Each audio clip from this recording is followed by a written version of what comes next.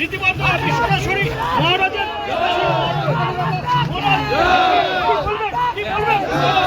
দেখুন, এই বিবেক পদযাত্রা স্বামী বিবেকানন্দের জন্ম উৎসব উপলক্ষে আমাদের সনাতনীদের বিবেক পদযাত্রা।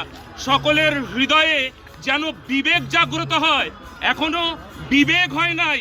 বিবেক মানে একতার বিবেক, বিবেক মানে অন্যায়ের বিরুদ্ধে রুখে দাঁড়ানোর বিবেক, বিবেক মানে লোভের সঙ্গে যুদ্ধ করবার বিবেক, বিবেক মানে আমরা আমাদের এই রাষ্ট্রকে, আমরা আমাদের এই রাজ্যকে, আমরা আমাদের এই ধর্মকে আমরা বিক্রি করে দেব না।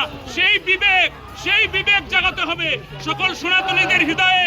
সেই বিবেক জাগাতে হবে যে আমরা কিছুতেই আমরা লোভে পড়ে, টাকার লোভে পড়ে, পদমর্যাদায় কখনো কোনো সময় আমরা আমাদের এই রাজ্যটাকে বিক্রি করে দেব না, আমরা ধর্মটাকে বিক্রি করে দেব না।